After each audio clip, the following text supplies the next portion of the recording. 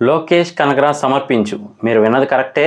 Lokesh Kanagaraj presents. ఎందుకు అంటే కనుక ఈయన వన్ ఆఫ్ ది ప్రొడ్యూసర్ అనమాట ఈ మూవీకి అయితే మాత్రం. సో లోకేష్ కనకరాజ్ గారు అంటే ఎవరో తెలుసు కదా, అదేనండి విక్రమ్ మూవీ, మొన్న వచ్చిన లియో, అంతకుముందు ఖైదీ, వీటన్నిటికీ డైరెక్టర్ అనమాట. ఆయన ప్రొడ్యూస్ చేశారు ఫైట్ క్లబ్ మూవీ నేమ్ అయితే మాత్రం.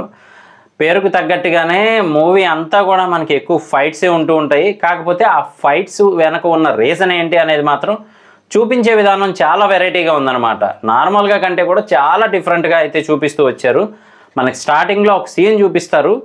సో దానికి లింక్ ఏముంది అనేది మాత్రం లాస్ట్ క్లైమాక్స్లో చూపిస్తారనమాట. సో ఈ టైప్లో అయితే ప్లాన్ చేశారు. డైరెక్షన్ మాత్రం చాలా వెరైటీగా ఉంది.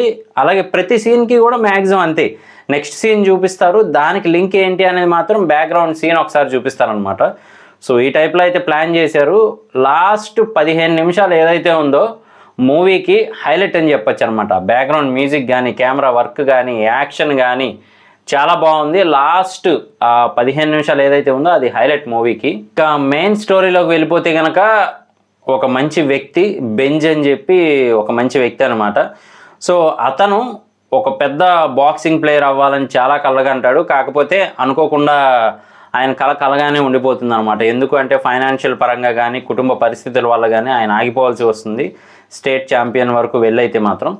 సో దాని నుంచి మళ్ళీ నెక్స్ట్ లెవెల్కి వెళ్ళలేకపోయినప్పటికీ కూడా మిగతా కుర్రాళ్ళు ఉంటూ ఉంటారు కదా, అంటే చిన్న వయసు నుంచి నేను ఇది అవ్వాలి అని చెప్పి చాలా మోటివేషనల్గా ఉంటూ ఉంటారు. ఇన్నర్గా కూడా చాలా ఫీల్ అవుతూ ఉంటారు అనమాట, ఎలాగైనా సాధించాలి అని. అలాంటి కుర్రాళ్ళని గుర్తించి వాళ్ళకి కావాల్సిన అవసరాలు, అంటే ఫర్ సపోజ్ చదువు విషయంలో కానీ, లేదా ఫీజుల విషయంలో కానీ, ఇలా ఈ టైప్లో అయితే సాయం చేస్తూ ఉంటాడనమాట.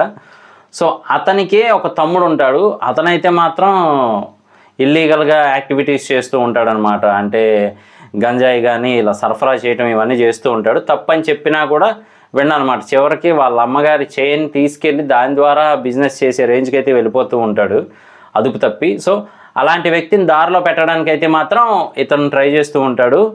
సో ఇతన్ని నైట్కి నైటే తమ్ముడు అలాగే ఇంకొక ఫ్రెండ్ కలిపి అయితే చంపేస్తారనమాట. సో అక్కడి నుంచి మెయిన్ స్టోరీ అయితే స్టార్ట్ అవుతుంది.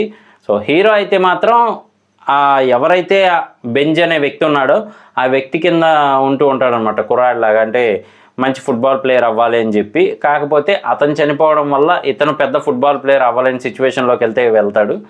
అక్కడి నుంచి కూడా ఇక తెలిసింది కదా, ఫ్రెండ్స్, సావాసాలు ఇవన్నీ జరుగుతూనే ఉంటాయి. మధ్యలో లవ్ ట్రాక్ కూడా యాడ్ అవుతుంది.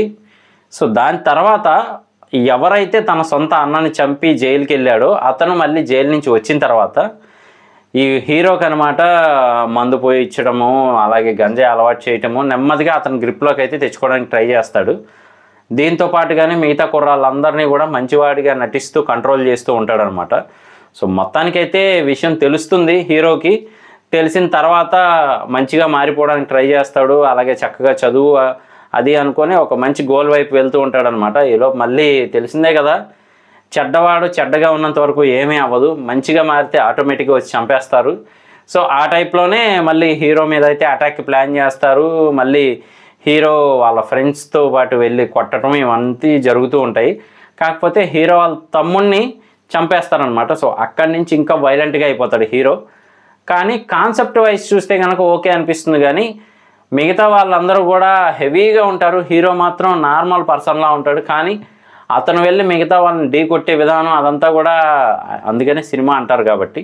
సో అలా అయితే ప్లాన్ చేశారు. సో మూవీ ఓవరాల్గా అయితే మాత్రం యూత్కి ఎక్కువ కనెక్ట్ అవుతుంది, ఫ్యామిలీ ఆడియన్స్ కంటే కూడా.